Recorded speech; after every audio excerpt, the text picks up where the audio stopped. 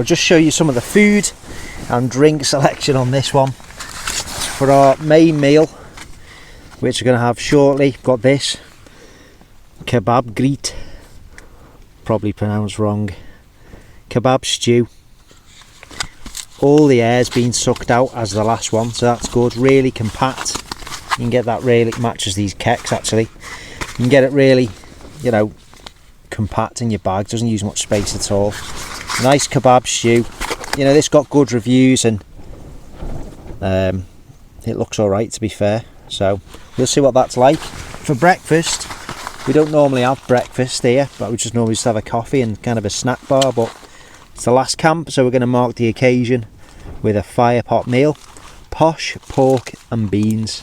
Well, there's nothing posh about me, but you know, we're just trying that out. So that looks nice from fire pot. So 2 lovely meals to have there. The camping beer selection on this one: First Chop Pop Citrus IPA. Nice. That should go well with that. There's a bit of a colour theme going on, look. That is totally unintentional. The beer, the pants and the meal. And we have an Elvis juice. These are lovely. A grapefruit infused IPA by Brewdog. Really nice, classic. Most people will have tried that. That's nice.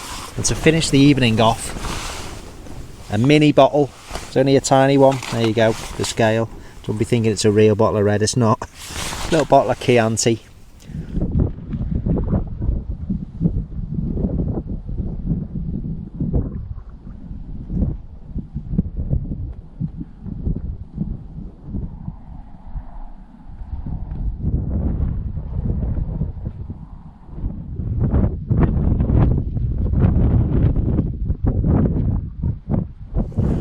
So all we need to do now, we just had a little pot around showing you some views of the tent from the outside, is to get my sleep mat blown up and my sleeping bag out. I always put mine, especially when it's wet weather, just in a bit of a dry bag, just as an insurance policy. You don't have to do that, you know, obviously just put it in the base of my rucksack there, and I had the rain cover on it, but just as an extra insurance policy. Keep it in that, and you know, it just gives me peace of mind. So just using my usual Trichology pillow, which I've reviewed. That's a fantastic bit of kit, very light. However, this isn't a good bit of kit what's about to come out of here. And as the special, hang on, it's that bad it won't even come out, it's ashamed. Ozark Trail, look, it says on it, warm weather, 15 to 10 degrees. Let me tell you, you may as well just like sleep naked. It's the worst sleeping bag I've ever used. And I keep using it. Roll on the winter months so I can use my good one from Nordisk. I bring it because look, I mean, look how compact it is, but you may as well sleep in a tissue. It's that cold. So no wonder it's that compact. It's got no insulating properties whatsoever. I think you get colder inside it. Anyway, all jokes aside, it is a warm weather cover, and yeah, we just make do with it. It's funny. So we'll get my Thermarest up, get the Neo Air pumped up, and let's get a little bit of a sleeping quarters sorted out in here.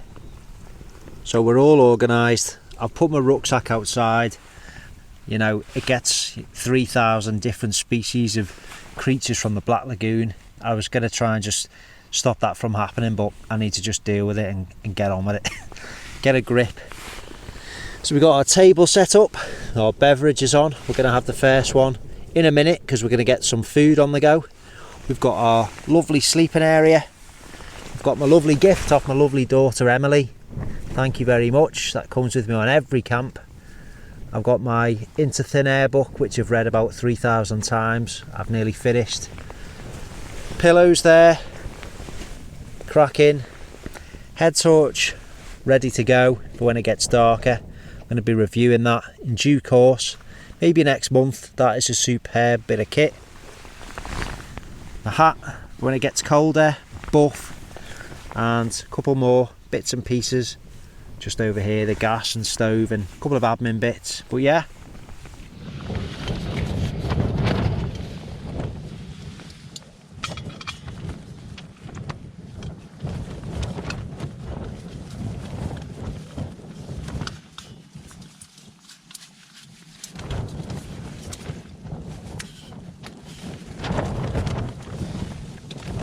mil. Down to thumb.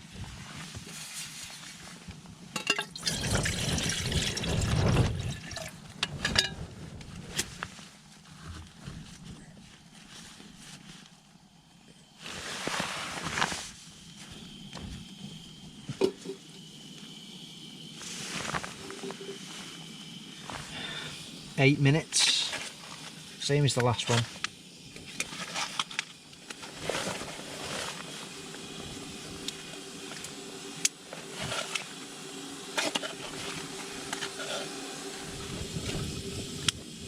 There we go.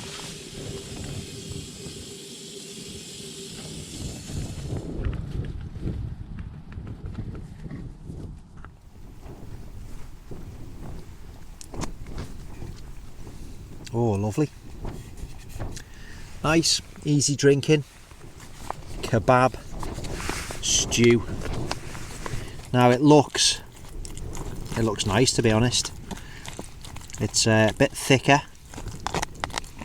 It's certainly going to fill me up. And I don't want to drop this on the flaming tent floor. See if you can see it. And any bits hanging off. There we go, it's all like that. So I don't know if that's focusing or not.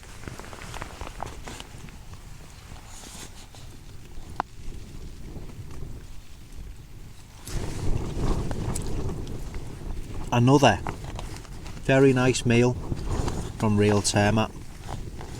That's it for now, I've got no more of them. But really nice flavours. It's getting worse, the weather. Really nice flavours, nice textures, nice ingredients used, and very, very light as well. So yeah, I'm going to enjoy this one. It's not too spicy. I don't like really spicy food, so I'm going to enjoy it. Sitting off my beer, listen to the sound of the rain on the fly and the wind picking up. There's lovely airflow through here. Superb. I'm getting used to it. Right, I'll eat my tea. Speak to you in a bit.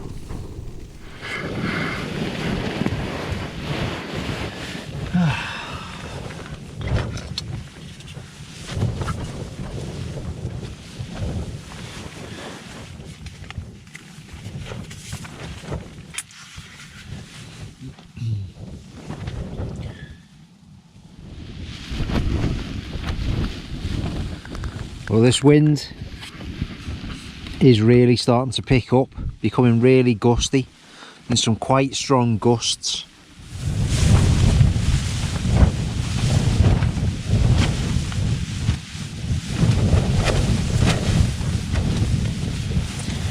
It's weird because of the colour. It reminds me of the Solo. Obviously miles apart in terms of strength and what they're designed for. I mean, when you think about it, it's just two trekking poles. The only structure to this tent is two trekking poles. So just with that and the guy out pointing the guy lines, it's not doing bad, is it? There's no poles. So, oh, it's new for me. It's a new experience. Windy weather in a trekking pole tent.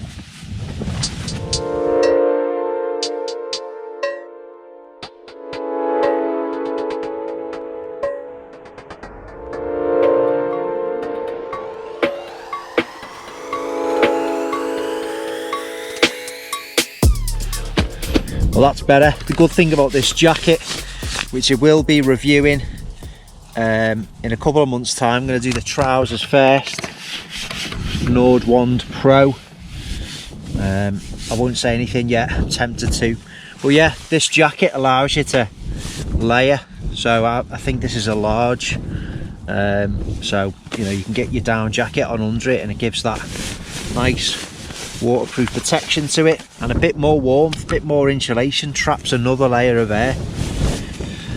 So that's better. What a mild sort of time off this has been. Compare and contrast. The last one, it was an absolute heat wave. But it's going to be time for some Elvis juice. Elvis is about to enter the house. I have to say, it doesn't feel like summer at all, not remotely warm. It's PDC, pretty damn cold. The tent has instantly been filled with the aroma of grapefruit. This is an absolutely superb IPA. Oh, it's lovely. My mate messaged me on Instagram and said they're doing this in the big cans now. Shout out Welsh Dragon Outdoors. Cheers, mate. Yeah, get yourself on it. 440ml of grapefruit goodness.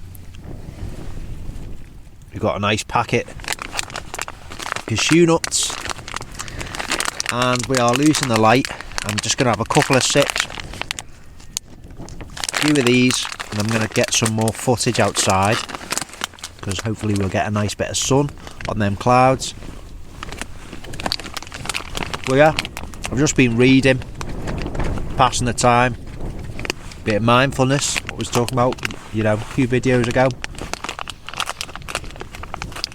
Not really doing much, just taking it all in, sounds and the sights of the great outdoors. Got my lantern ready to go up there, just out of shot actually, but there's a lantern up there. Got my fill light, which I did the review on. I've been using this for weeks and weeks, well, a couple of months now actually, and this is spot on. I'm not plugging it again, I use it because it works, and I'll be using that later when I'm talking to you. I can see some lovely light through the fly sheet, so I'm going to get out because I don't want to miss that or waste it.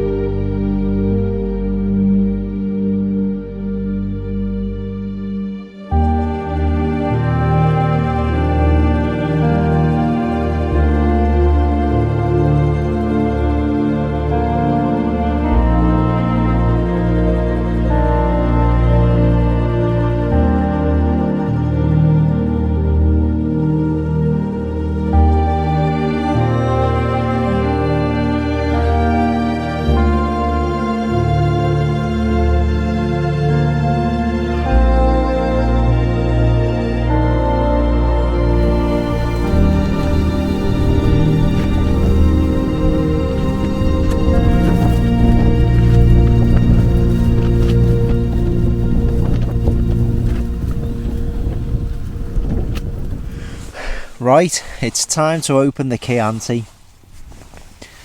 So I'm noticing on the walls of the tent a little bit of condensation. Now it's not actually forming any drips, I can just see it's there. You know, if I touch it, you know, I can see like there's, you know, I can see it's present, but it's not beading or anything like that yet. Now I knew that's going to happen, and you know, it is just a byproduct of single skin tents. Just going to say, you know, if it's not dripping down, or it doesn't drip, or if it doesn't materialise into anything further, it'll be absolutely fine. And that is just single skin tents. But you know, think of the intended use of this tent. It ain't for 4-season winter camping. I know we're not doing that now, but I know in the colder months condensation can be more of an issue. I've just completely and utterly messed this cork up. Whatever.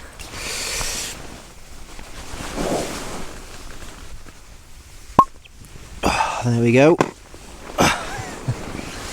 But yeah, in the colder months condensation's more of an issue because there's more of a temperature differential between the inside of the tent and the outside, and when the warm air hits the fabric where the cold air is on that boundary, the water vapour condenses and you get condensation. Now in the summer months that temperature differential isn't so pronounced, so it doesn't form. The dew point is such that you don't get condensation in the warmer months, or it's not as pronounced, you know, you won't notice it. But we'll just see how it goes. I'm not picking flaws, by the way.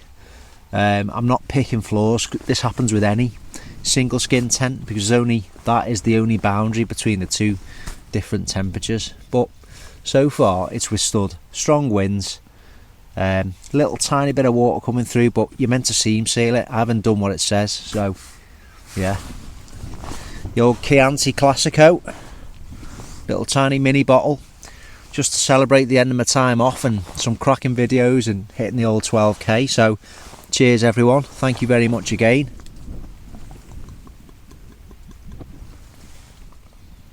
Oh, it's a lovely drop. It's always a nice one. Just having a bit of chocolate, last of this wine. In terms of tails from the tent, I'm struggling for a bit of material actually, so I'm just being honest. What I might start doing is putting a poll up on YouTube before I go and saying, you know, have you got any recommendations? I'll put a couple of different topics, but what I might do is the hardest thing I find about wild camping. What's the hardest thing I find about wild camping? Sometimes it's the get up and go, and that might seem a bit strange because it's an activity I enjoy very much, but sometimes when you're in your nice warm house and you've been in work all week and you're having a nightmare or whatever, you've had a rubbish week, and I don't know, for whatever reasons you're lacking a bit of motivation and the weather isn't great, and you're looking outside and you're thinking, you know what, I've got to go up, get my stuff out, pack a bag, tackle the motorways, which are an absolute nightmare every time you go on them. It's chucking it down with rain, you're going to get soaked, you're going to have to come back with a wet tent, wet gear, soaking wet bag, dry it all out. That's the hardest thing sometimes. I always find when you've actually, and it's the mental thing of it sometimes, thinking, oh, I can't be bothered, I just cannot be bothered. Sometimes it'd be easy just to stay at home and watch videos or watch a movie, or you're nice and warm and comfortable.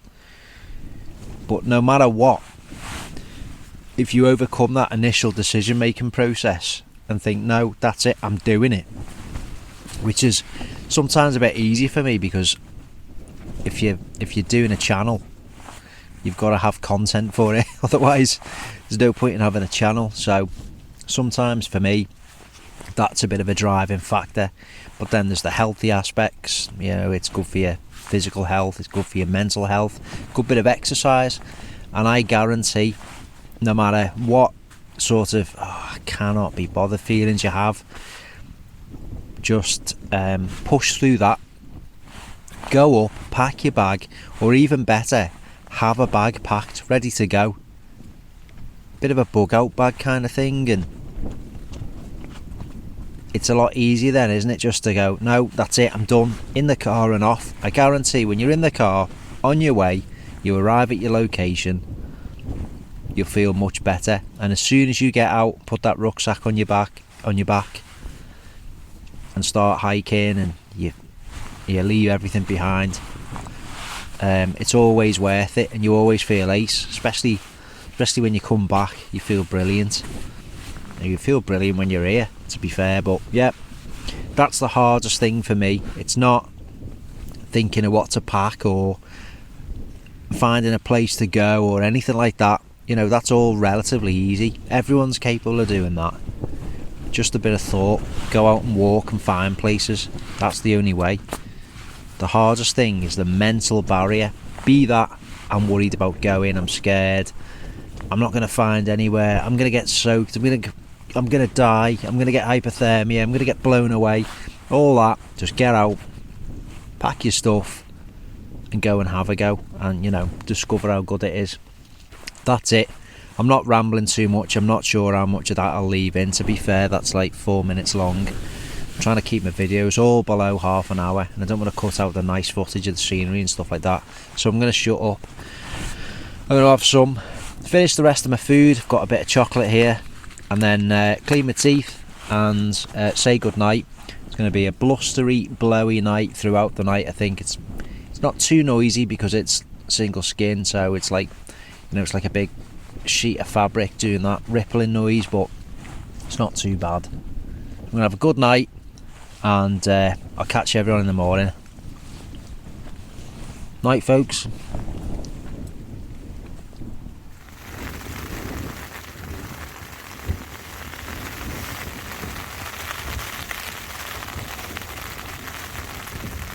It's 3 AM. The wind just picked up all night. I'm just not getting any sleep. Just a stormy night. It's just getting worse. Oh, goodness me.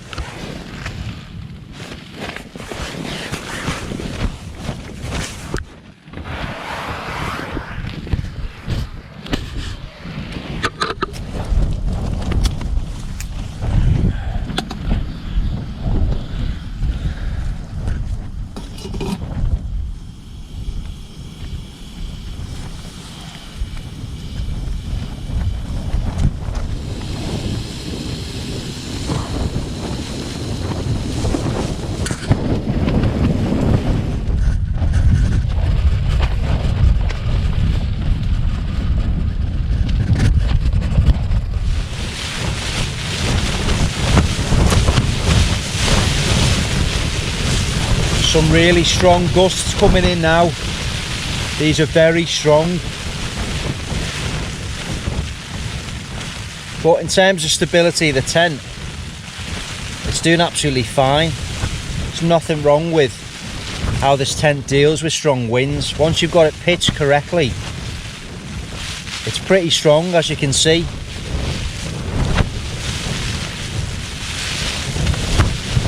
Got no concerns about this tent collapsing or anything like that.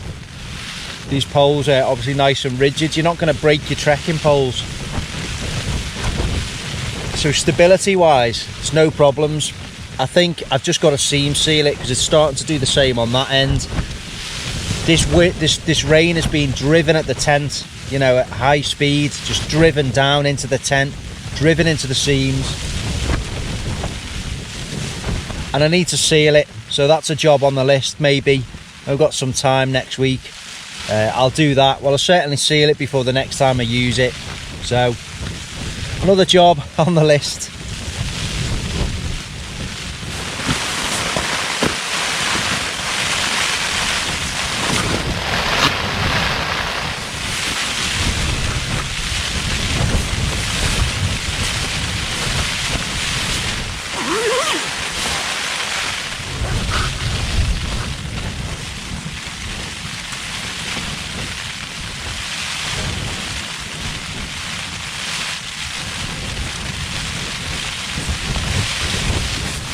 Right folks, I'm going to have to say goodbye from this one, from inside the tent, because the conditions out there are just too bad. I hope you've enjoyed the video. If you have enjoyed it, please give it a thumbs up. If you're not a subscriber to MCM Outdoors, consider subscribing. And like I said last night, thanks everyone for your support for the channel, and those that you've supported it in other ways as well through buying me a coffee. It's much appreciated. I think the tent has done well, considering it's not seam sealed and that's in the instructions. I can't comment on it, can I, until I've done that. So let's be fair to it. I haven't done what it said. I just wanted to get it out there. So let's get it seam sealed and let's see how it fares on another trip. If you're on Instagram, MCM Outdoors is. Come and follow me on there if you want. Likewise, Facebook. Nice group on there. People just share things about the great outdoors and the wild camping trips in a respectful environment, and it's argument and agenda free. So pop over there if you fancy that.